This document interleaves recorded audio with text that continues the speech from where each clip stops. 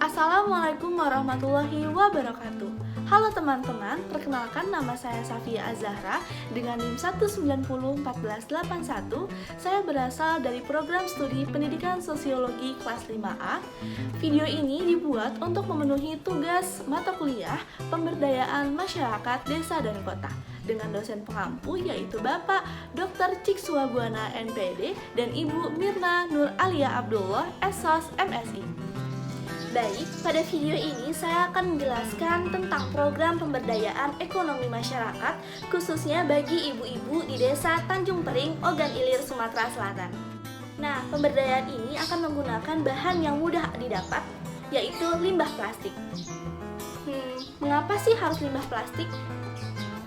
Limbah plastik dipilih karena setiap harinya pasti akan ada sampah plastik yang dibuang oleh masyarakat desa setempat. Padahal sampah plastik tersebut masih dapat diolah dan dimanfaatkan bagi masyarakat sekitar. Limbah plastik ini akan bernilai ekonomis dan akan meningkatkan pendapatan bagi ibu-ibu di desa Tanjung Pering.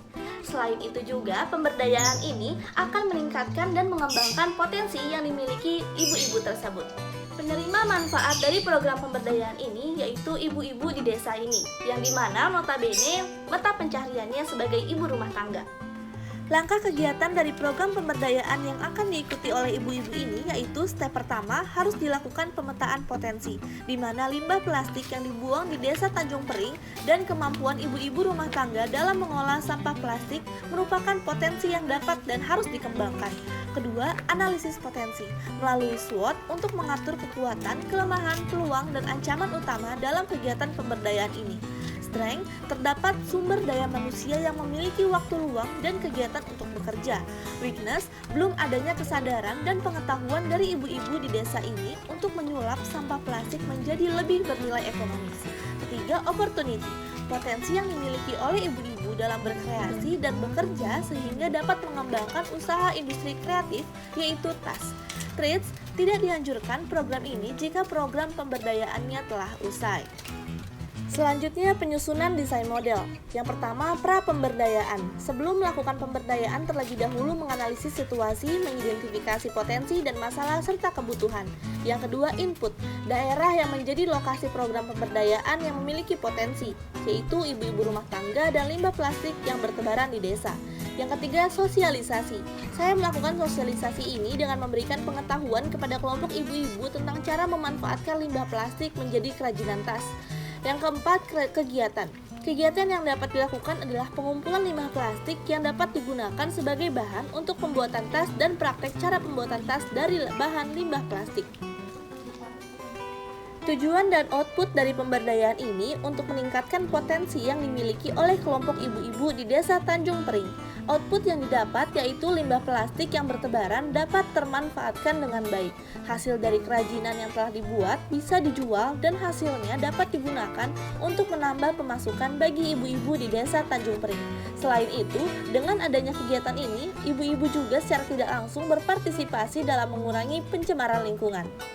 Sosialisasi dan diseminasi dilakukan kepada kelompok ibu-ibu setempat dengan penyampaian materi cara mengolah limbah plastik menjadi kerajinan berupa tas.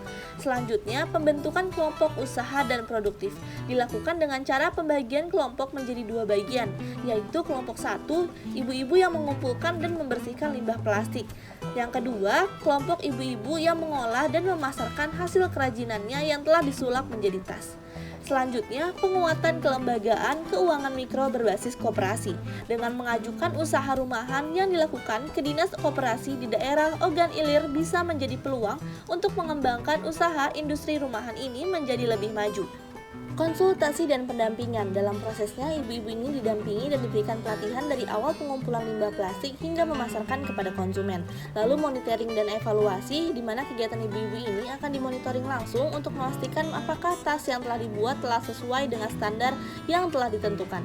Lalu tindak lanjut perkembangan. Setelah berjalannya program ini, nanti kelompok ibu-ibu di sini diharapkan untuk memulai menumbuhkan kesadaran, kemauan, dan kemampuan untuk terus menjalankan program ini dengan terus melanjutkan kegiatan usaha ekonomi kreatif ini.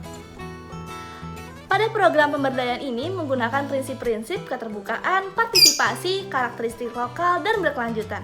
Nah, berkelanjutan ini sangat penting, di mana dalam program ini akan mempermudah dalam penyelesaian dan pengambilan keputusan. Di mana pengambilan keputusan ini akan berpengaruh kepada kelompok orang-orang yang ikut serta dalam pemberdayaan ini. Kemudian, partisipasi. Partisipasi dari semua ibu-ibu di desa ini menjadi salah satu prinsip yang paling penting di dalam pemberdayaan ini. Partisipasi dari semua ibu-ibu yang ada di desa ini, baik dari segi tenaga, segi pikiran, bahkan materi yang berperan aktif. Karakteristik lokal juga sangat penting, di mana dengan adanya limbah plastik yang ada di daerah ini dan didukung oleh ibu-ibu setempat untuk berpartisipasi untuk mengelola, telah memberikan manfaat yang baik untuk lingkungan, usaha UMKM, dan diri mereka sendiri. Berkelanjutan ini dengan berbekal pengetahuan dan kemampuan yang sudah dimiliki oleh kelompok ibu-ibu tersebut, maka akan tumbuh kesadaran, kemauan, dan kemampuan untuk terus menjalankan program ini. Barang bekas, khususnya limbah plastik, dapat diolah dan dimanfaatkan serta dapat membuka lapangan kerja baru. Hal ini dibuktikan dengan bungkus kopi yang dapat dibuat menjadi tas yang menarik dan unik.